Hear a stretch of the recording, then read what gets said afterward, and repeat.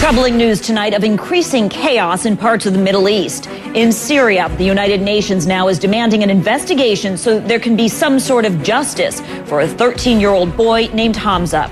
Many Syrians believe he was tortured to death by the government as a warning to demonstrators. The government denies it, but that isn't the story CNN's Arwa Damon is hearing.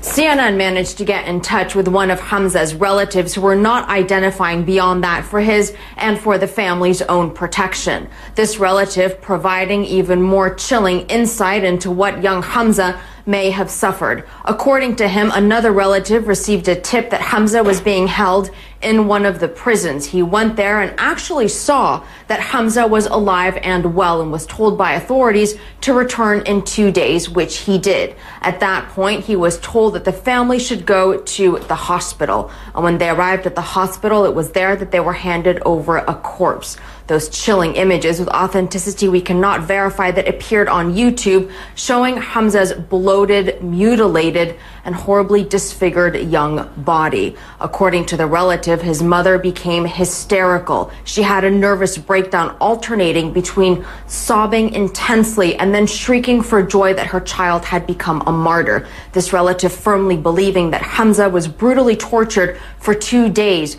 because authorities were enraged that the family had managed to track him down. The relative also providing us with insight as to the type of a child that Hamza was, saying that he was the youngest of 6, just 13 years old, but with the maturity of a 30-year-old. He was always taking part in the demonstrations to break the siege of the city of Daraa. Remember, his family was from outside of Daraa, and at some occasions he was refusing to eat because he would tell his parents it was unfair for him to be able to have access to food when so many children were suffering inside Daraa because of the siege. And he also had dreams to be a policeman one day, but according to the relative, he changed his mind when he saw the police brutality against the demonstrators, and he didn't know what he wanted to be when he was going to grow up. Now, we do know that he is at the very least emerging as a symbol of the Syrian uprising. Arwa Damon, CNN, Beirut.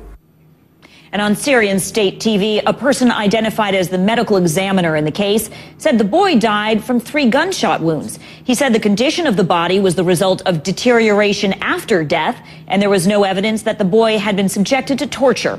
Syria's interior minister has promised an investigation.